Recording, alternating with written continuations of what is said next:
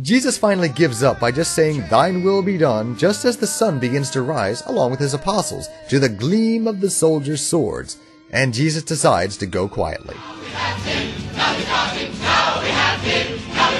Private loyalty sway quickly here in Jerusalem. He's brought before the priest to start this long and annoying complex journey to sentencing him. So one of the three premonitions has come true.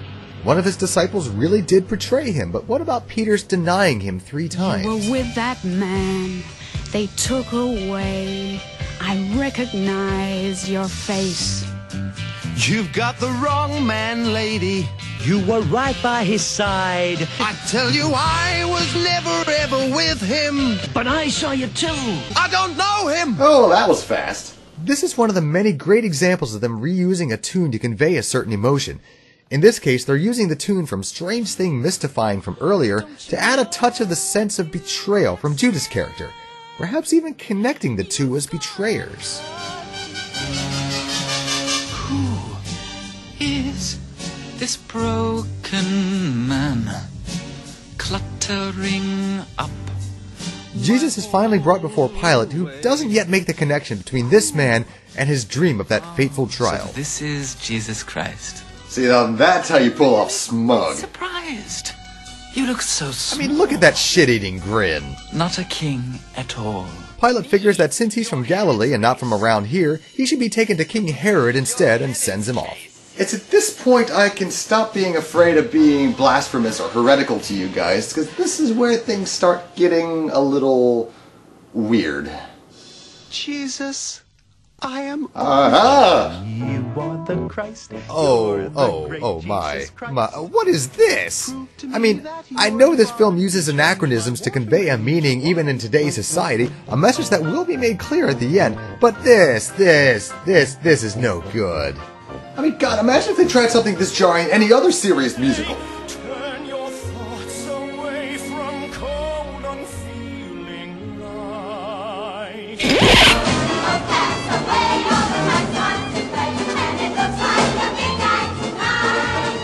The reason that this part is so off the wall and so out of place still bewilders me.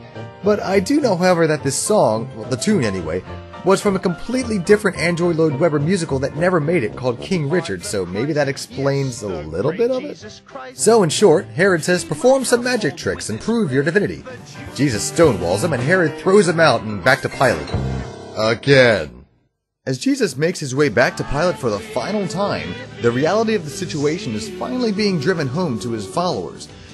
Perhaps it's just one more clue that his disciples and apostles really just didn't get it. Regardless of message, it's a beautiful song, thanks in no small part again to Yvonne Elliman. Could we start again, please? Could we start again? Could we start again?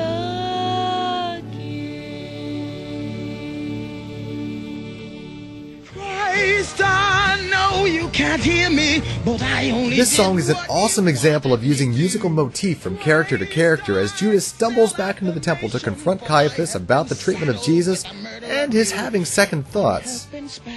His second thoughts get the better of him as he chucks the money they gave him for helping on the floor in a final attempt to vindicate himself. With innocent blood, I shall be dragged to the slime and the slime and the slime and the mud. Thus begins the emotional breakdown of Judas and one of the most powerful moments in the entire film. He goes through the entire emotional gamut as he weeps over Jesus' imminent death. Does he care for me? Until the grief and sorrow turn to confusion and madness.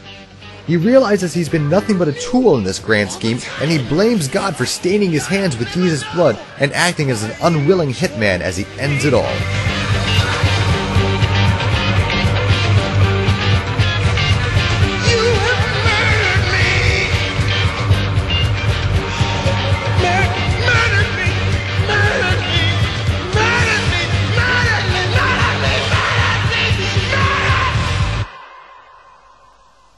Such a powerful performance. Bravo, dude. Bra freaking vo.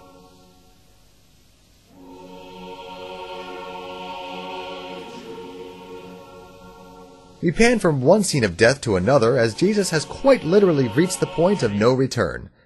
Caiaphas, Herod, and a mob of angry people have all gathered to convince Pilate to crucify Jesus, since they themselves have no laws to condemn a man to death. What do you mean?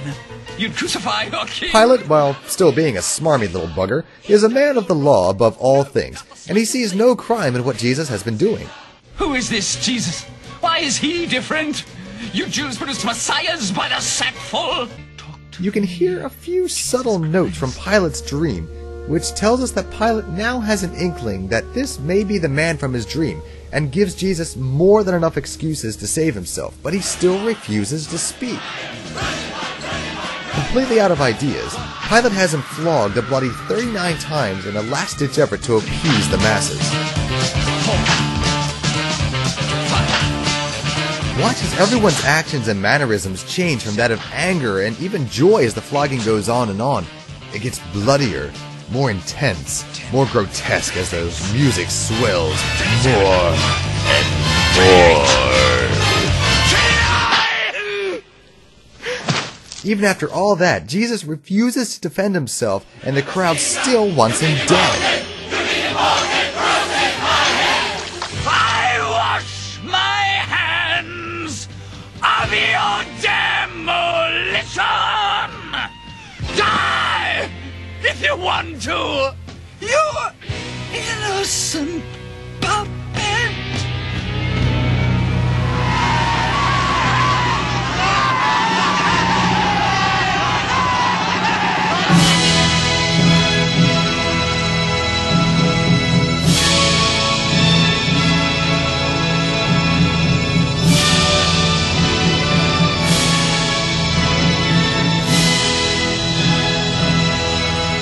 During this strange interlude, Judas arrives again Hooray, Carl! with his own groovy heavenly host and asks, why in the heck would you have chosen to come and try to preach to people back in the era of rampant religious zealotry, hundreds upon hundreds of different people all claiming to be the Messiah, not to mention no mass communication? The last big number of the movie takes us right through the crucifixion itself. The part that always concerned me about the final scene is when all the actors are getting back on the bus, the actor playing Jesus is nowhere to be found. Which leads me to believe that they all went out there, put on their play, and actually killed the guy! I mean, come on, guys. I don't fault you for trying to get into your roles, but know your limitations! I mean, God! So that was Jesus Christ Superstar. Superstar! But honestly, I can't wait to actually go see a real stage show of this, but no one can replace Carl Anderson as the ultimate Judas. Alright guys, it's time for Best Worst. Which one has angels on their side, and which one has a special layer of hell set aside just for him? For best, I'll have to roll with Heaven on Their Minds. It's such an awesome way to start out a saga like this, and effectively sets all the players on the stage. It's catchy, lyrically satisfying, and is overflowing with all kinds of emotion, which makes singing along to it or performing it a real joy. Worst? I'm torn between Last Supper and King Herod's song. I hate the Last Supper because of the lifeless and boring verses by the apostles, and they keep on repeating it. But I'm gonna have to give the nod to Herod just for being so out of place, so mincing, so stupid. I honestly skip this song every time it comes up on the album. I mean, I see what they're attempting with it, but no. Fuck that noise, no. A few rough spots aside, this is likely one of my favorite Andrew Lloyd Webber creations, even behind Phantom of the Opera. Ooh, which I hope I get next. To the dartboard! Let's do this.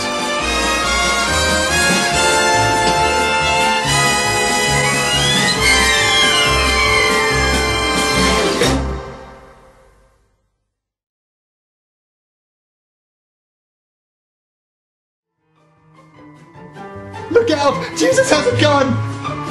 Look out! Jesus has a gun! Look out! Jesus is packing! Look out! Jesus has a gun! Look out! Jesus has a gun! See, that's how you pull off smug. Smug, smug, smug, smug. stupid word. I mean, imagine if they tried...